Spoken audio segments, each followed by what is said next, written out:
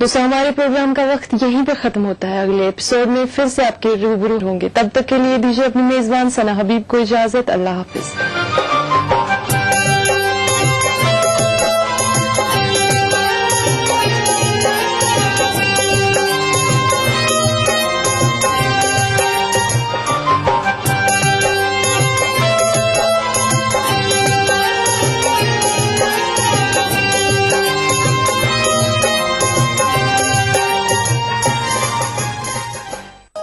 इस प्रोग्राम को पेश करने में ताउन किया Shri ultra red oxide, Bharat का एकमात्र जंग रोधक सीमेंट।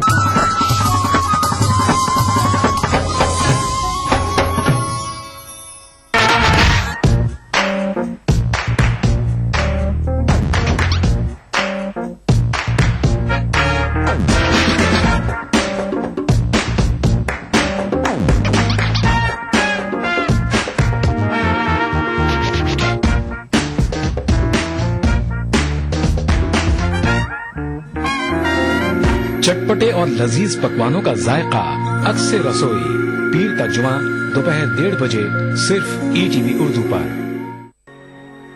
हुई मुद्दत के गालिब मर गया पर याद आता है। हुई मुद्दत के गालिब मर गया पर याद आता है। वो हर एक बात पर कहना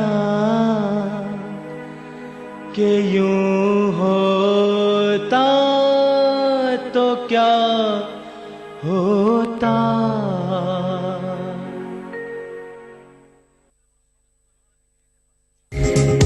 ईटीवी उर्दू पर अगला प्रोग्राम। इस प्रोग्राम को पेश करने में ताउन कर रहे हैं बांगर सीमेंट, सस्ता नहीं सबसे अच्छा।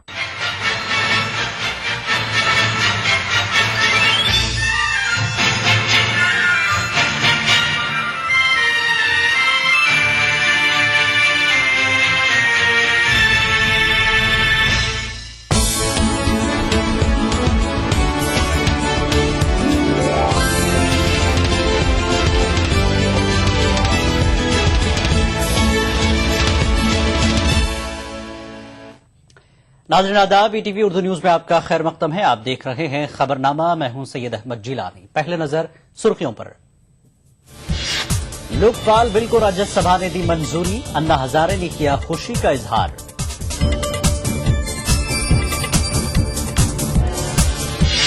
सिफारतकार की गिरफ्तारी मामले पर हिंदुस्तान ने ली अमेरिका की खबर, अमेरिकी सिफारतकारों की मराद में की गई कमी। दिल्ली में हुकूमत साजी पर गैर यकीनी की कैफियत बरकरार, कांग्रेस से इत्तेहाद के मामले पर आम आदमी पार्टी अवाम से होगी रुजू। और 24 दिसंबर को वाघा सरहद पर हिंद पाक के डीजीएमओस की मीटिंग, सरहद पर कशीदगी को कम करने की कोशिश।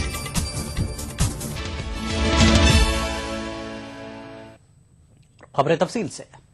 तरमीमशुदा लोकपाल बिल को राज्यसभा ने मंजूरी दे दी है। कल लोकसभा में इस पर बहस होगी। Amended be passed. The question is that the bill as amended be passed. Those in favor will please say aye. Those against will please say no. I think the ayes have it, the ayes have it, the ayes have it. The bill as amended is passed. 5 घंटे की बहस के बाद राज्यसभा में Lokpal bill मंजूर कर लिया गया। समाजवादी पार्टी ने इस बिल की शदीद मुखालफत की। उसने बतौर एहतजाज ऐवान से वॉकआउट किया। समाजवादी पार्टी को बिल की बाज तजावीज पर एतराज है। हुकूमत ने इसे तारीखी लम्हा करार देते हुए इस बिल की हिमायत करने वाली सभी जमातों का शुक्रिया अदा किया है। लोकपाल बिल आज राज्यसभा ने पास किया है। मैं सब पार्टियों को धन्यवाद देना चाहता हूं कि उन्होंने गवर्नमेंट का इस बिल जो गवर्नमेंट ने पेश किया था उसका समर्थन किया है। मुझे विश्वास है कि कल या परसों लोकसभा में भी ये सर्वसहमति से पास होगा। एक ऐतिहासिक दिन इसीलिए है कि आवश्यकता थी और पूरे देश की मांग थी और समय आ गया था कि जो परिस्थितियां देश में उत्पन्न हुई थी कि इस प्रकार का एक कानून बने ताकि जो विश्वास लोगों को व्यवस्था में और राजनीति में जो विश्वास उठ रहा था, ये विश्वास फिर से कायम हो। राजनीतिक दलों का योगदान का और श्रेय भी सभी को जाता है कि उन्होंने राजनीति से उठकर एक ऐसा फैसला किया है जो जनता चाहती थी, क्योंकि जनता करप्शन से त्रस्त है। राज्यसभा में बिल की मंजूरी महज एक रस्म थी, क्योंकि समाजवादी पार्टी के अलावा सभी जमातें इसकी हिमायत कर रही थी। स्वागत योग्य है। मैं यही कहूंगा कि देश में जो भ्रष्ट हैं उनके खिलाफ कार्रवाई होनी चाहिए, जो ईमानदार हैं उनको काम करने का अवसर मिलना चाहिए, और ऐसे लोग जो ये समझते हैं कि सिर्फ वही ईमानदार हैं और बाकी भ्रष्ट है, उनको भी समझना चाहिए कि देश का संसदीय लोकतंत्र चुनौती आती है तो अवसर के अनुसार खड़ा उतरता है। भ्रष्टाचार के खिलाफ इस मुहिम को और तेज करने के लिए और इसको एक निर्णायक और ले जाने के लिए ये जरूरी था कि सभी जो निजी कंपनियां हैं, सभी जो संस्थाएं हैं, अगर फॉरेन फंडेड एनजीओ हो या जो भी हो, जो सरकारी काम करते हैं और सरकार से पैसे लेते हैं उस काम के लिए, इन सबको भी लोकपाल के तहत लाना चाहिए था। इस बिल पर लोकसभा में बुध के रोज बहस होगी। 2011 में ऐवान नुमाइंदगान ने इस बिल को मंजूरी दी थी। ताहम राज्यसभा में बिल पर खूब हंगामा हुआ था, जिसके बाद इसे सेलेक्ट कमेटी के पास भेज दिया गया था। सेलेक्ट कमेटी ने इस बिल पर वसीतर इत्तेफाक राय बनाने के लिए कई तरामीम की सिफारिश की थी, जिसे काबीना ने मंजूरी के बाद मसवदे में शामिल किया था। Bureau report, ETV news. उधर लोकपाल पर समाजवादी पार्टी अपने मौक़िफ़ पर कायम है। वोटिंग हम किसी ऐसे विधेयक के विरोध में नहीं है जिससे भ्रष्टाचार रुक रहा हो, लेकिन सिर्फ वोटों के खातिर दिखावे और भय के कारण जिस तरह विधेयक लाया गया उसके स्वरूप के हम खिलाफ थे। और मेरा आज भी मानना है कि इस विधेयक से देश की प्रगति रुक जाएगी। कोई मिनिस्टर, कोई एमपी, कोई सेक्रेटरी फाइलों पे दस्तखत नहीं करेगा। राज्यसभा में बिल को मंजूरी मिलने पर अन्ना हजारे ने खुशी का इजहार किया। ताहम उन्होंने कहा कि लोकसभा में बिल की मंजूरी तक उनका अनशन जारी रहेगा। और देश की आवाज सुनकर राज्यसभा में बैठे हुए समाजवादी पार्टी को छोड़कर सभी पक्ष और पार्टियों ने इस बिल को जो सपोर्ट किया है, इसलिए जनता के तरफ से मैं इन सबको धन्यवाद देता हूं।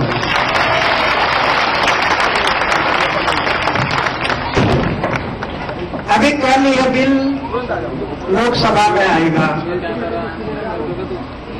और मुझे विश्वास है राज्यसभा में पास हो गया ना, अभी लोकसभा में पास होगा, ऐसा मुझे विश्वास है। क्यों? लोकसभा में बैठे हुए, राज्यसभा में बैठे हुए जितने भी हमारे सांसद हैं, उनको ये अभी महसूस हो रहा है कि देश की जनता भ्रष्टाचार के विरोध में कानून मांगती है। कि देश की जनता को भ्रष्टाचार के विरोध में ये कानून मांगती है लोकपाल, ये महसूस होने लगा है।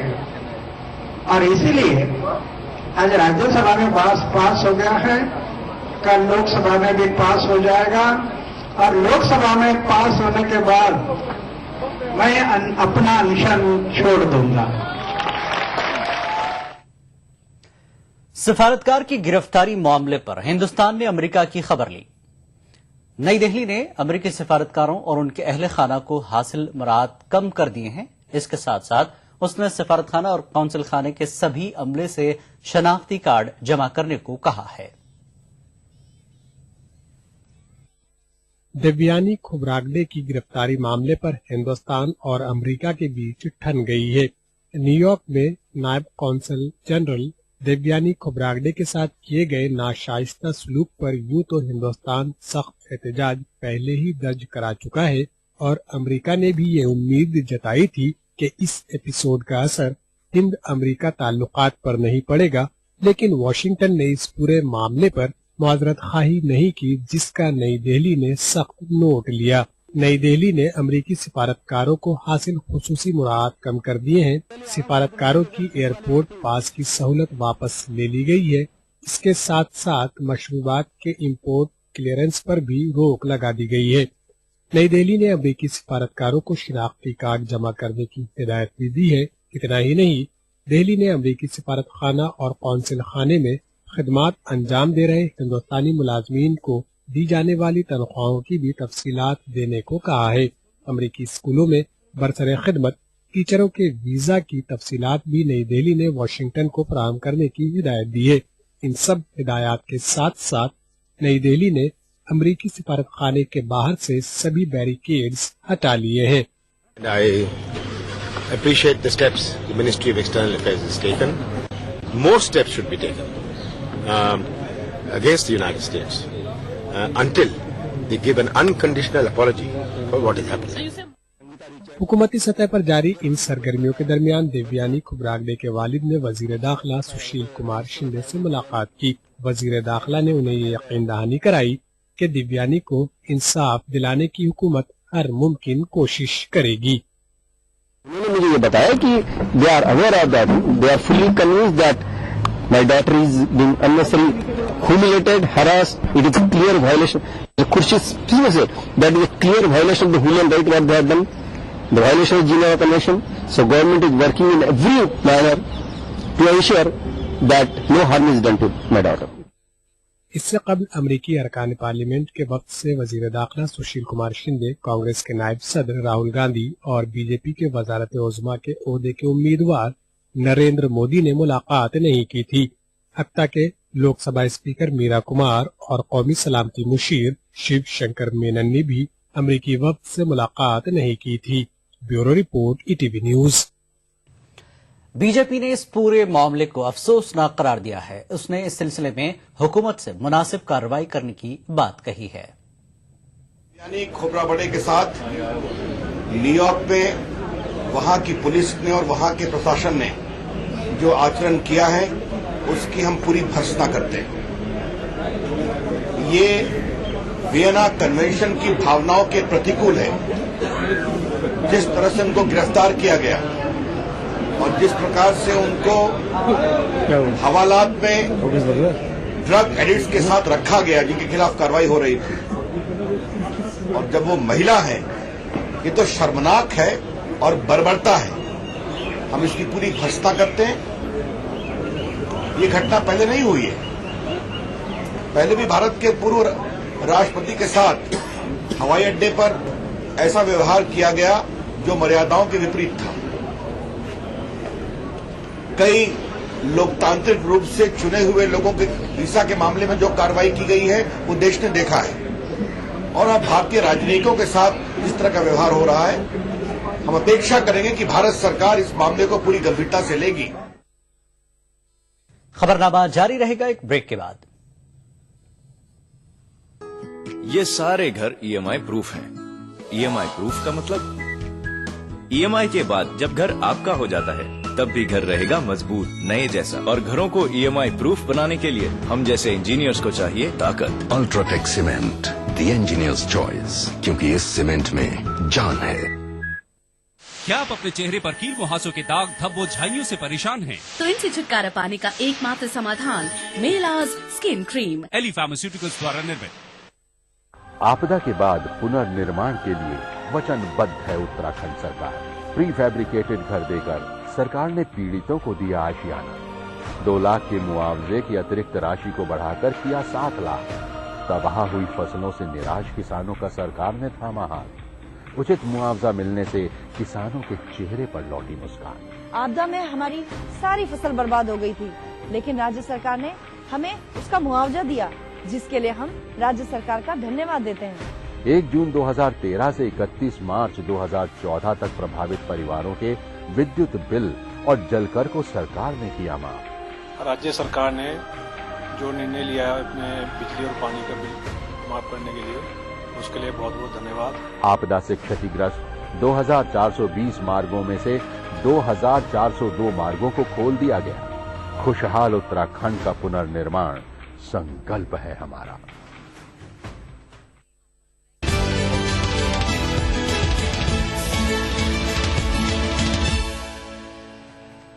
खबरनामे में एक बार फिर आपका खैर मकदम है। दिल्ली में हुकूमत साजी के मामले पर तातुल खत्म होता मालूम नहीं हो रहा है।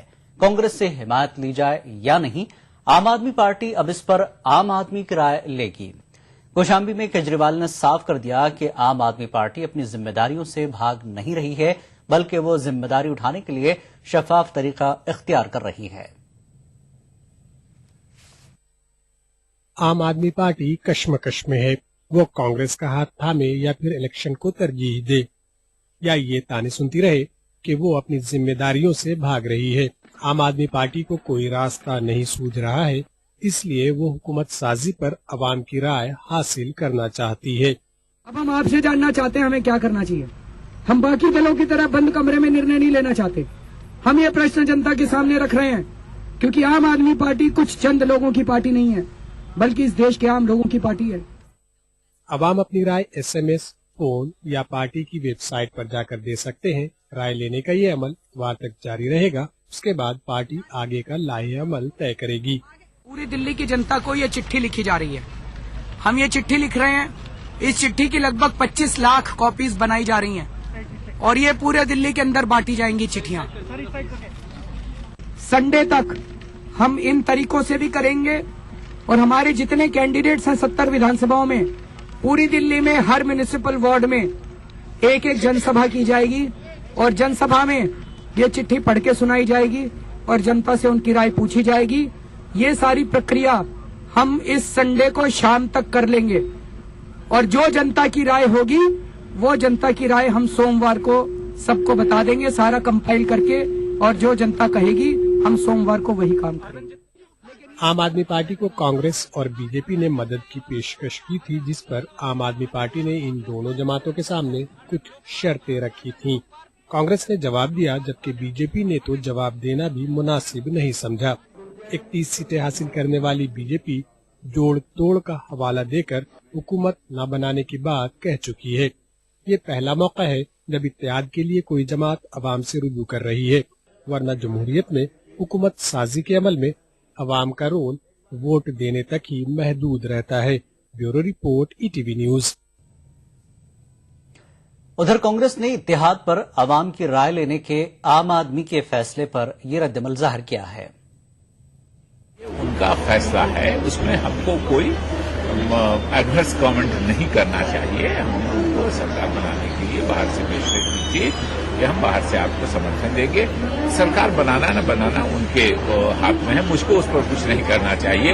ये जरूर है कि टेलीफोन कंपनी वाले उनको बहुत धन्यवाद दे रहे होंगे कि SMS और टेलीफोन के बिल से टेलीफोन कंपनियों को कुछ फायदा हो जाए, लेकिन जनता का तो नुकसान हो रहा लगातार। अब ये उनको सोचना है। वो जनता से चुन के आए हैं, वो जनता के प्रतिनिधि भी हैं। 28 लोग उनके जनता से दिल्ली ने चुन के भेजे हैं, उनको बड़ी कामयाबी दी है, तो उनको भी सोचना चाहिए कि जनता ने जिस अपेक्षा से वोट दी है, अगर अवसर मिल रहा है तो उनको उसका इस्तेमाल करना चाहिए।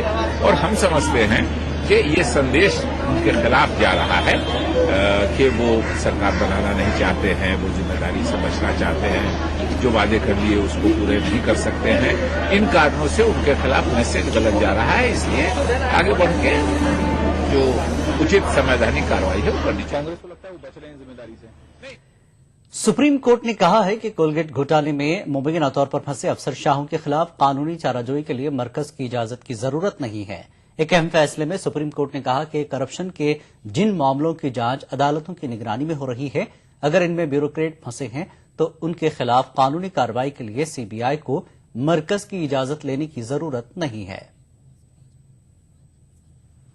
सुप्रीम कोर्ट ने कहा है कि अदालत की निगरानी में चलने वाले करप्शन के मामलों में जॉइंट सेक्रेटरी और इसके ऊपर के सीनियर ब्यूरोक्रेट्स के खिलाफ चाराजोई के लिए CBI को मरकज से इजाजत लेने की जरूरत नहीं है। RM लोधा की क़यादत वाली 3 रुकनी बेंच ने कोलगेट घोटाले में मुबैना तौर पर मुलव्विस नौकरशाहों के खिलाफ कानूनी चाराजोई की इजाजत दे दी है। कोयला घोटाला मामले पर दायर करदा एक अर्जदाश्त पर सुप्रीम कोर्ट ने ये फैसला सुनाया है। दरख्वास्त गुजार ने अदालत से कहा था कि कोर्ट की निगरानी में चलने वाले करप्शन के केसों में मरकज की इजाजत लेने से मुताल्लिक लुजूम को बर्खास्त किया जाए। सुप्रीम कोर्ट की बेंच ने कहा कि Delhi special police establishment act के सेक्शन 6A के तहत अदालत की निगरानी में चलने वाले करप्शन के मामलों में मरकज की इजाजत की जरूरत नहीं है।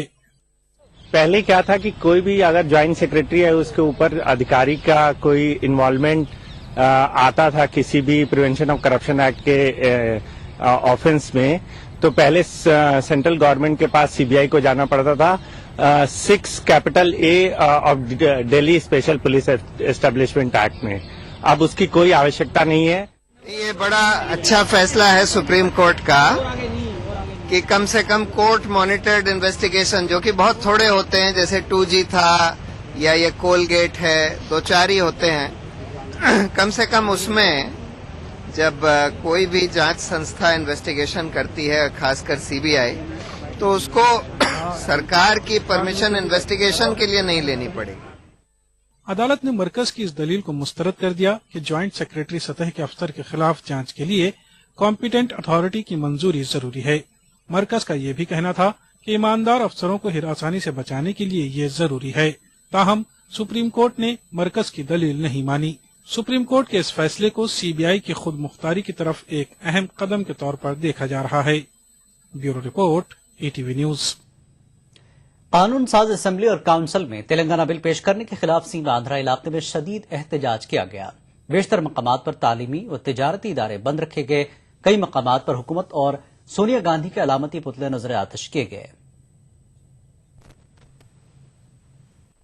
कर्नूल जिले में मुत्तहदा रियासत के हामी तलबा ने शदीद एहतजाज किया। एहतजाजियों ने कानून साज काउंसिल के चेयरमैन चक्रपानी और असेंबली स्पीकर एन मनोहर की जानिब से ऐवानों में तेलंगाना बिल पेश किए जाने की शदीद मुखालफत की। एहतजाजियों ने तेलंगाना मुसविदे की कॉपियां फाड़कर अपना एहतजाज दर्ज करवाया। जिले के बेशतर मुकामात पर तलबा ने बतौर एहतजाज सड़कों पर इम्तिहान लिखा।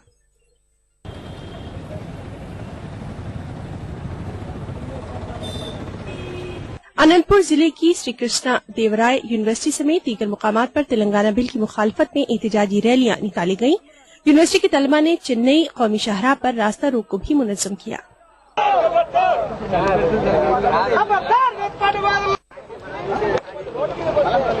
वहीं गुंटूर में मुत्तहदा रियासत के हामियों का शदीद एहतजाज देखा गया। कई मुकामात पर तलबा ने रास्ता रोक को मुनज़्ज़म किया।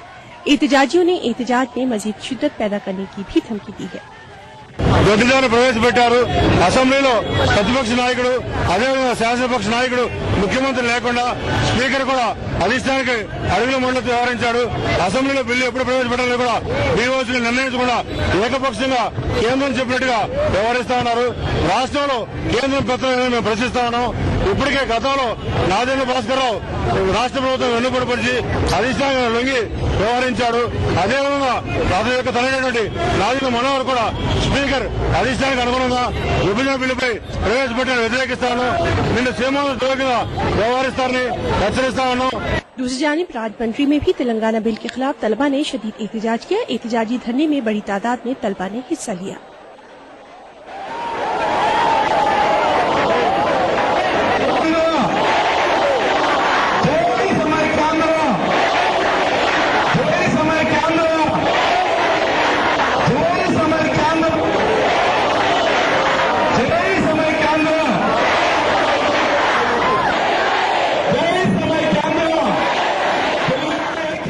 तिरुपति, विशाखापट्टनम, विजयवाड़ा और दीगर मुकामात पर तेलंगाना बिल ऐवान में पेश करने के खिलाफ तालीमी इदारों को बंद रखा गया। एहतजाजियों ने कांग्रेस सदस्य सोनिया गांधी और यूपीए हुकूमत की शदीद नुक्ताचीनी भी की। Bureau report, ETV news. खबरनामा जारी रहेगा एक और ब्रेक के बाद। नेशनल बॉल पेंटिंग के फाइनल मुकाबले में लकी, पप्पू और छुटकाऊ ने हिस्सा लिया। जहां लकी ने चौक मिट्टी, पप्पू ने पीओपी, वहीं छुटकाऊ ने जेके बॉल पुट्टी का बेस बनाया और कम पेंट का इस्तेमाल करते हुए दीवार को सबसे स्मूथ और खूबसूरत फिनिश दिया और ये प्रतियोगिता जीत। व्हाइट सीमेंट वाली JK wall putty is the best. सीलन से भी पपड़ी का कोई चांस नहीं होता, दीवारें बोल उठेंगी। 2004 में जो 36 पार्लियामेंट में जो नुमाइंदे थे मुस्लिम, वो इस बार घट करके जो है 28 रह गए हैं। सही बात है कि ऊपर 35 से हम 28 आए हैं, बहुत ही तशवीश की बात है। हुकूमत की पॉलिसियां जो है इसके लिए बहुत बड़ी वजह है, जिसकी वजह से मुस्लिम रिप्रेजेंटेशन दिन पे दिन घटता जा रहा है। क्या मुस्लिम तबके में जो है वो सियासी शऊर कम हो रहा है? आपको क्या लगता है? हमारी कौम को भी ये दिमाग में रखना पड़ेगा कि हमारी अपनी लीडरशिप डेवलप हो। तो मुलायम सिंह यादव जी उनकी लीडरशिप कर रहे हैं, उनके नीचे कोई है क्या ऐसा चेहरा जिसको उन्होंने कभी ऊपर उठाया हो? लालू प्रसाद यादव जी ने कभी उठाया हो? पासवान जी खुद ही एक साल में एक ऐसा इवेंट आता है, एक टोपी लगा लेंगे, एक तौलिया डाल लेंगे और वो अपना फोटो खिंचवाते हुए सब जगह जाएंगे कि मेरे से बड़ा तो कोई मुसलमान ही नहीं है।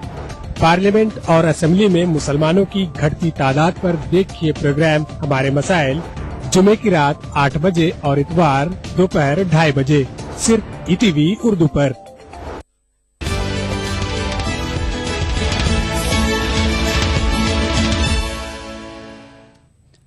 खबरनामे में एक बार फिर आपका खैर मकदम है। हिंद पाक सरहद पर कशीदगी को कम करने के लिए एक कोशिश है कि इसी सिलसिले में दोनों मुल्कों के दरमियान डीजीएमओ सतह की बातचीत 24 दिसंबर को होगी। यह मीटिंग पाकिस्तानी हुदूद में वाघा में होगी। पाकिस्तान की जानब से मीटिंग की दावत दी गई थी, जिसे हिंदुस्तान ने कबूल कर लिया। 3 महीने कबल वजीर आजम मनमोहन सिंह और उनके पाकिस्तानी हममनसब नवाज शरीफ ने डीजीएमओ सतह की मीटिंग की तजवीज पेश की थी। मीटिंग में हिंदुस्तान की नुमाइंदगी लेफ्टिनेंट जनरल विनोद भाटिया, जबकि पाकिस्तान की नुमाइंदगी मेजर जनरल अमीर रियाज करेंगे। ख्याल रहे कि रमासाल पाकिस्तान की जानब से तकरीबन 150 बार फायरबंदी की खिलाफ वर्जी की जा चुकी है। इसके अलावा उसके फौजी कुछ मौकों पर हिंदुस्तानी हुदूद में घुसकर हिंदुस्तानी जवानों को निशाना भी बना चुके हैं। अंजेला मर्केल मुसलसल तीसरी बार जर्मनी की चांसलर चुन ली गई हैं। 3 महीने कबल इंतखाबात में किसी भी पार्टी को वाज़ेह अक्सरियत हासिल नहीं हुई थी, जिसके बाद यूरोप की सबसे बड़ी मईशत जर्मनी में मखलूत हुकूमत बनी। मखलूत हुकूमत की तश्कील के बाद जर्मनी में सोशलिस्ट निजाम पर जोर दिया जा रहा है।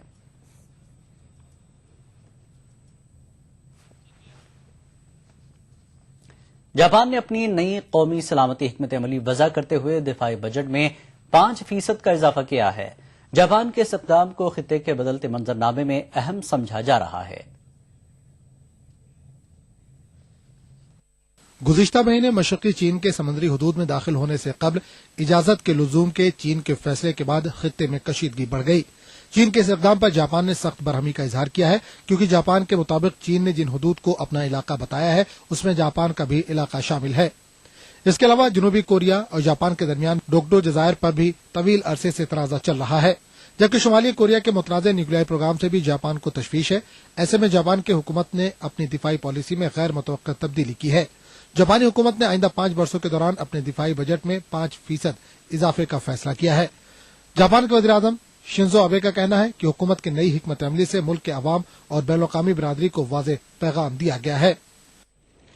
これは我が国の外交安全保障政策について国民に対してそして海外に対してくっきりと透明性を持ってお示しをするものになります。